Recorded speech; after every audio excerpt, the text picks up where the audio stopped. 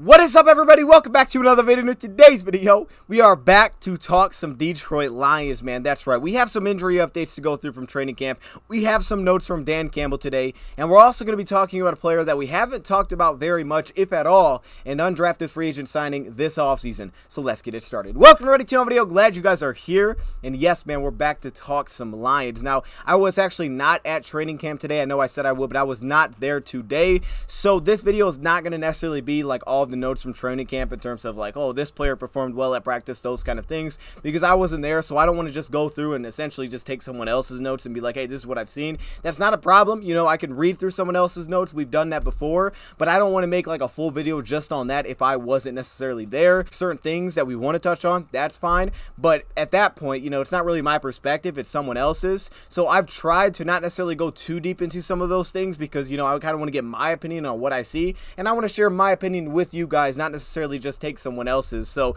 you know, for me, that's not necessarily what I'm planning to do this offseason. But again, if there's certain like practice notes to touch on, I wasn't there, we'll probably do that. However, today we're going to be going through some of these injury updates. We're going to be listening to what Dan Campbell told us this morning, and we're going to be diving into a player that we just haven't given a ton of attention to that Dan Campbell brought up this morning. And I feel like this was a great time. I had recently watched this player a little bit, took some notes on him. I revisited him today, and I was like, okay, I think it's time to touch on this guy a little bit, give him some attention. So before we get into that though, let's start off with some of these injury updates. The first one is Gardner-Johnson. 5 days ago, left practice with a lower body injury, was carted off the field. Very concerning. Then I think maybe like an hour later, we got the report that, hey, maybe it's not super serious. He's going to be fine. And ultimately, it seems like that's the case, as he returned to practice today, according to Dan Campbell, in limited fashion, meaning he would go through walkthrough and individual, but not necessarily team drills. Now, Gardner-Johnson did not want to talk about him avoiding a long-term injury or talk necessarily about any specifics of the injury or missing time. For him, he felt like he really hasn't missed any time. He's like, I'm still there with the guys, you know, coaching, doing what I can to help, but he's like, I'm present. I'm mentally practicing, essentially. I didn't miss nothing. You don't really need to see what I can do physically. He's like, you guys have seen it. If you watch me, you've seen what I can do physically, which you definitely can. And we just had recently done the Gardner-Johnson video, and after hearing this presser and kind of matching that with how you see him play on the field, it's like, that makes tons of sense. You see the fieriness, you see the energy, the emotion that this player brings. I love it. I think it's perfect for the position because you need the physicality there, you need the confidence there, and we really do need continuously more playmakers. I think in the past game, just making plays on the ball, we started to kind of add those players in, and this is clearly another one of those guys. It's great for us. I know a lot of us want to see him, that he is back. I'm super excited about that. But with that being said, he didn't want to touch and talk about all of that. I'm still going to be the same guy, whether, you know, I can practice or not. I'm going to be here at 6 a.m. I'm going to beat you to the practice building because essentially that's just who I am. That's the expectations that I have. That's the expectations that they built with the New Orleans Saints, that the staff has. And it's also, he called himself like the flu. He said he's like the flu, which is really, you know, it's a new one. I haven't heard that you're like the flu, so I guess it's like contagious. You know, what I do, I'm going to show up early, beat you here. Everybody's going to come along for the ride. Maybe that's kind of what we're going for there. Some of these injury updates. Penei Sewell did not participate today for the Lions. He was in street clothes. Now, Friday, he did have a presser after training camp practice, so he may be okay because usually when they're injured that doesn't necessarily happen, but he did. And then today he was in street clothes, so I would think that this is potentially just a rest day for Penei Sewell. Also, Halapoulivaati Vaitai, my man Big V, I like just saying his name. He missed practice again today. He went out Wednesday, a back injury. He returned Friday in limited fashion, but did not participate today. So in the meantime, it's continued to be Graham Glasgow stepping into that right guard role. And as Dan Campbell said, we can just basically push him to center. And he's been exactly what we thought he'd be. Consistently productive wherever he's been. You kind of just know what you're going to get. And on top of that, it's the versatility. So he's kind of like an anchor of that offensive line based on last year, in a sense of you just know what you got in the backups. And I think that's the best way I look at it in terms of, you know, he may be the starter depending on health. I think Big V will start if he's healthy. But in terms of once you get to the second unit, obviously versatility is crucial, but also having a player that you kind of know what you're just going to get, right? I mean, I think that's nice because I think outside of Evan Brown, the Lions have had a lot of that. Last season we saw that. So, and essentially Evan Brown was their starter last year, so it was a little bit different with Big V missing the entire season. That's really the biggest difference. The way that I look at it this year from last year is you just kind of know what you have in some of those backups, especially in a Graham Glasgow. And then finally, Antoine Green left practice yesterday. According to Dan Campbell, he was a little bit overheated, would not participate today. There's also some notes today from practice that a couple guys were injured at practice. We don't have like the full extensive details, at least as of right now.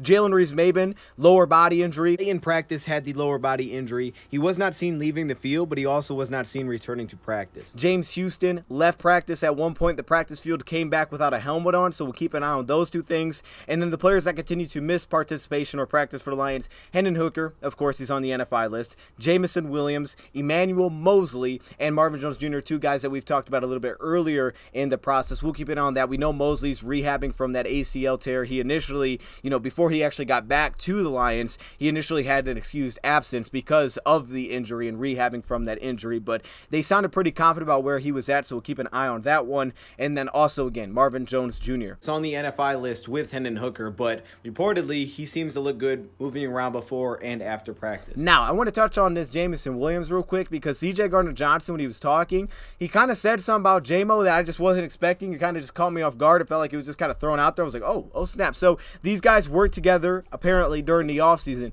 and he said with Jamison, he's like, Jamison is one of the best wide receivers in the game right now. Felt really good about what he saw. Obviously, we haven't seen a lot as fans on the field and games, things like that. Missed time. He's going to miss the first 6 games of this season.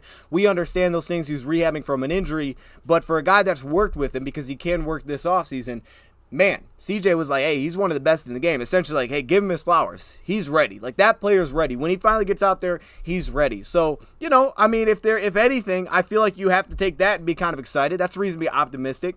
All right, Gardner-Johnson's seen a lot of good receivers, and I don't know. That felt kind of good because it just kind of felt like it was just thrown in there, and I was just not expecting that. It wasn't like a forced answer, it felt like. So, I don't know. I'm pretty excited about that one. On to a couple of Dan Campbell's notes, and we'll transition into this player that I want to talk about as we go through a few of these notes here from Dan Campbell today. The first one that we'll start off with is Brian Branch. We know the Lions post like little highlight clips, and there was a clip of him breaking up that pass on Collie Frame. We know that we do the wide receiver DB one-on-one, those things. He has no panic in coverage, and we could even put him on the outside, right? We know he's a slot corner, and in terms of long speed build, that doesn't necessarily maybe look like an outside corner, but he's like, we can even do that, and there was still no panic in coverage. And I think even when we talked in that video, it's like, man, he could probably align on the outside. This dude has that versatility. It's probably not going to be his role, but I mean, hey, you got to find a way to get on the field. And like CJ Gardner-Johnson said, he's not looking at like, I got the starting role. It's kind of what he gave to Brian Branch. Like, if you're making plays, you'll find a way to get on the field. So that could come in any way, especially if guys are missing time. I mean, that could come in any sense, and if they feel comfortable with you being there, that's great. I don't think that'll really be his role for the Lions, but I think it does speak to the skill set in the player's game and just the way that he plays, the football intelligence. We know what he is as a tackler. Little note there, and it fit right really well with this clip, so I mean, I just thought it was perfect. They talked a little about Ali McNeil and his transition, the guy that cut 13% body fat, intending to play still kind of at that 325-pound range, right? He's a big dude, but he's much slimmer, cut a lot of the body fat, but he's also wants to maintain that strength. Now, in the words of Ali McNeil, like, he's a guy that feels like he's more flexible, and like Dan Campbell said, like, he's able to get an edge now on guards. And like I said, I think he'll be playing a lot more of that 3-tech. We saw that last season in the second half. I mean, you get a guy that if he can maintain a lot of that strength, because he's going to need to. Dan Campbell made that clear. Hey, look, you got to remember what got you essentially to where you are now. You have to be able to anchor down. You got to be able to play the run. You got to be able to play through a block, like those kind of things. We know what the scheme's likely to entail. You're going to have to be able to anchor down, play in there with some size. So it's great that you're doing this, but you still have to have that element of your game. And if you can get pass rush as a guy that's 320, somewhere in that range, that's rare, man. There's a couple guys in the NFL. There's a couple guys that do it. There's a couple rare nose tackles that can get after the quarterback. But this is a big dude that was the only pure nose tackle left, in the words of Brad Holmes, when he was drafted. And we saw it last season, even just at his role kicking out to a 3-tech more often when he had the two-way go and the ability to try to go one-on-one with the guard. I mean, if this guy, really is more flexible, looks a little bit better, the movement skills, I'm telling y'all, Lee McNeil's going to be crazy. He was the guy that I had at the top of my list when we were talking about breakout players. Number one, it was easy. It was Ali McNeil. And I think just to add fuel to that fire. If you're not on board, get on. I'm throwing you here. That was supposed to be me throwing the thing. I don't know what the thing is. The thing to grab. I know what it is. It's the things, you know how they got them circle things at the pool with the rope on it? Like the life thing? They're not like fun. They're like hard. I think they're hard. I don't know. Maybe they just out too long, so they got like hardened in the sun. Hardened. James Harden. I'm excited about that. Now, we got to talk about this player a little bit. I'm going to give him some attention today.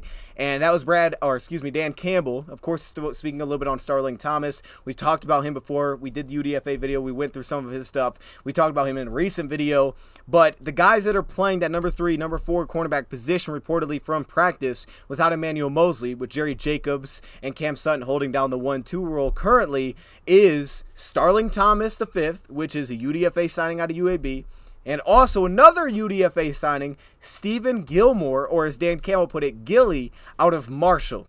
And I believe his older brother, Stephon Gilmore, you know, the defensive player of the year, you know, maybe the best cornerback in the NFL at one point. Okay, like the incredible cornerback. I love me some Stephon Gilmore. Yeah, that's his older brother. So if you like bloodlines, this is perfect. But they also, I believe, called him Gilly. So I'm assuming that's why we're kind of going with that here as well for Steven Gilmore. And Campbell said, look, we liked his film when he came out. The awareness, the skills. Really, next step for him is physically, like just building up physically for having an NFL type of body, especially if he tries to do slot work, which I think a lot of people thought that would be his role coming out because of his build. He'd be more of a slot, even though he played a lot on the outside. Certain games he kind of mixed more into that slot role. He does probably need to physically get bigger, but he does play bigger than his size in terms of at the catch point, in terms of the ball skills, and also just the effort and tenacity that I think he tackles with. That's what I wrote down when watching him. Like, he plays with some physicality as a hitter. Now, when he gets high, it can lead to issues, but like he's really trying to bring the dude down. So he has that closing burst, has that lateral change of direction and twitch to close.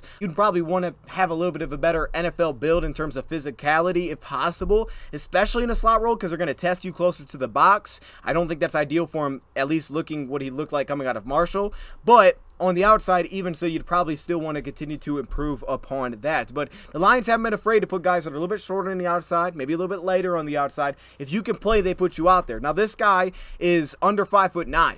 5'087" is what he was listed at coming out of college, 174 pounds. I mean, you're probably thinking like an Emmanuel Forbes. Was he 166? Forbes was taller now. He was just like extremely slim. But that's similar here with Gilmore in the sense that he's a very slim cornerback, but he was, as Dan Campbell put it, I believe he said uber productive. You're talking about 44 passes defended, 9 interceptions in his college career. And when I watch him, like, it's really hard to find a lot of consistent bad. Like, you may get flashes like, oh, he got beat there. But a lot of it, it's like, well, this is actually really good. Like, it's the body type. I mean, you also look at the athleticism scores that he put in there, and I'll just kind of read through some of these real quick because these are pro day numbers, I believe. 4 for 440, a 1.56 10-yard split, 12 bench press reps, 36.5-inch vertical. Like, that's not bad, especially in terms of speed and quickness. You do see the quickness was in his game, the short area quickness for sure, and you'll see it in some of his recovery. Like, you really see the short area quickness to close ground fast. You see it as a tackler in pursuit. Now, I did get the sense that he would overrun some angles and just get too steep and miss. Like, there was a couple, there was a toss when I saw there's a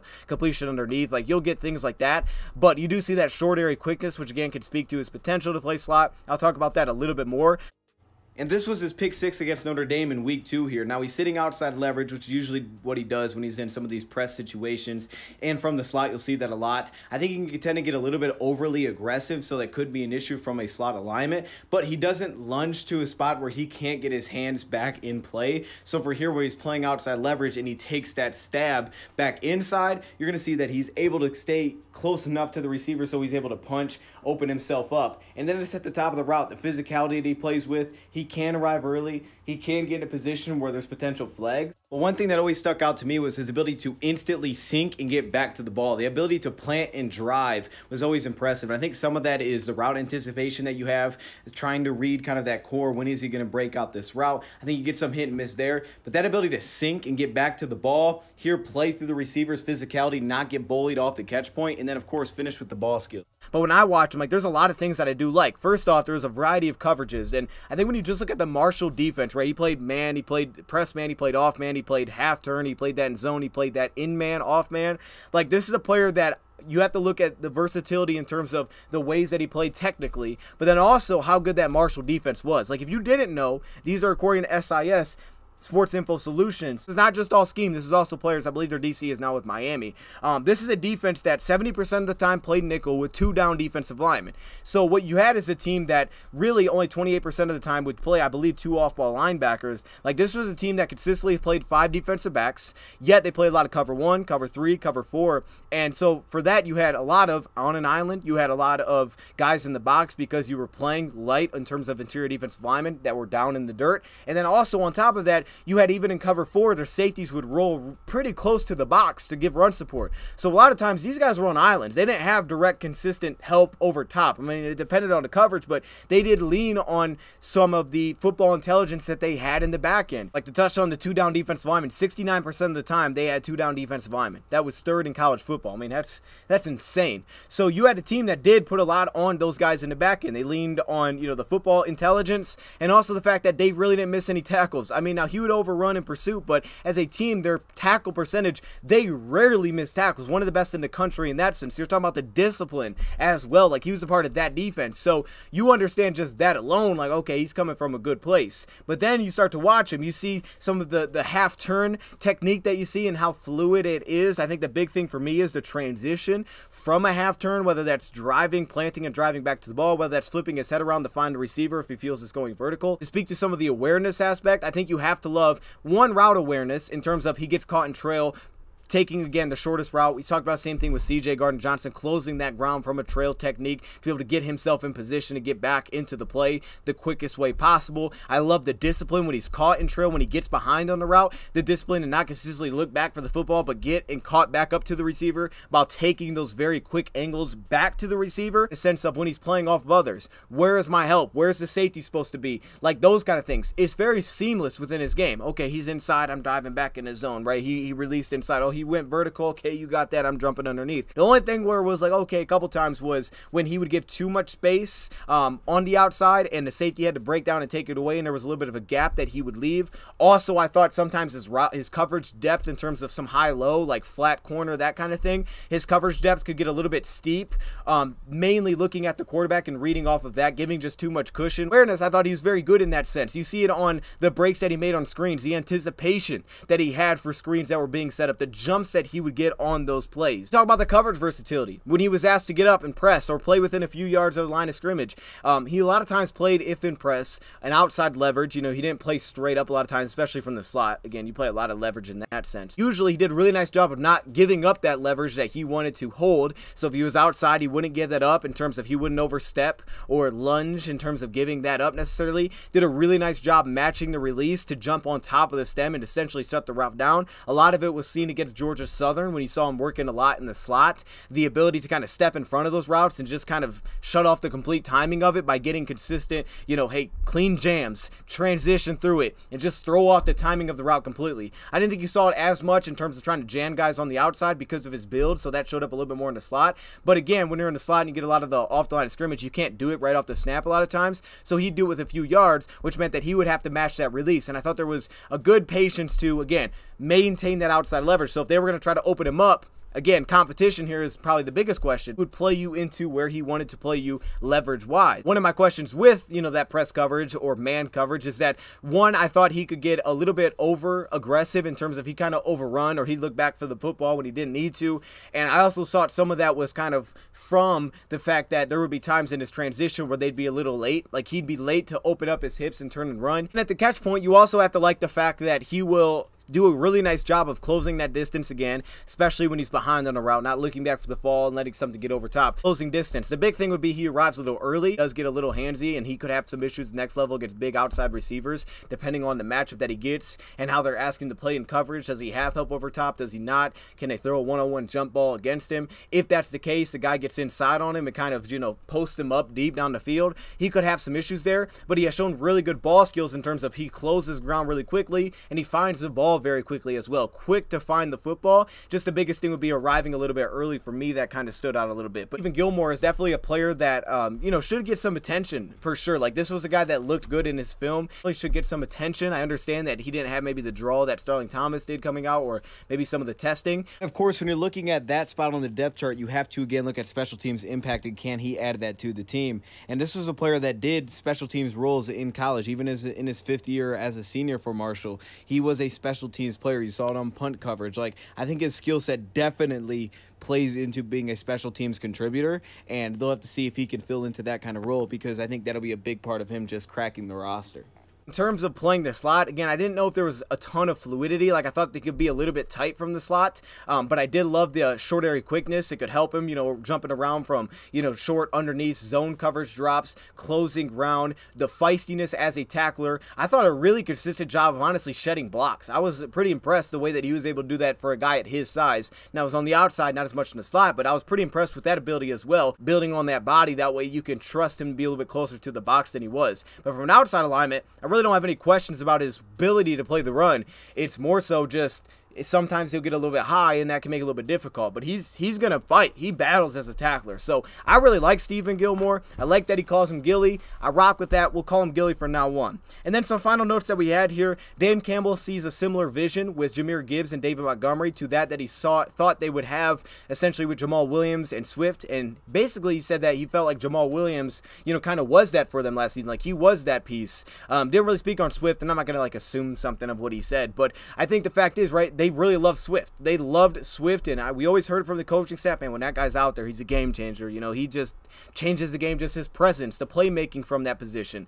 But unfortunately, there was just some missed time there. There wasn't consistency getting onto the field. It wasn't like he couldn't play. He was just getting him onto the field. If you could get that element more consistently there, they felt like Jamal Williams had that kind of role, which was a different skill set than DeAndre Swift. Now, I think a big part of what the Jahmyr Gibbs one was, hey, man, we really see the value of that position within this offense. We just need to get him on the field more often. Finally, he talked about Jonah Jackson, the way that he looks physically, also the fact that he also believes that he still has room to get better. He can continue to improve. And again, with that whole offensive line unit, like, I think as the words of Dan Campbell, like, it helps you sleep at night when you have that sort of offensive line unit. One thing that stuck out to me was listening to Penei Sewell when he said that Aiden Hutchinson is a lot stronger. He said, you know, credit to Aiden Hutchinson. He said Charles is Charles. We know what he's about, having Charles back, that competition. But he said, like, credit to Aiden Hutchinson. He is a lot stronger, and he's also just more comfortable. He's got the playbook under his belt. But he feels like, you know, Hutch is much stronger heading into the season. I'm telling y'all, Hutch is dude to watch out for. I'm going to calm down with his training camp. Anyways, with that being said, let me know your thoughts in the comments below. I think I hit on everything that I wanted to hit there. Thank you, Prop, for watching.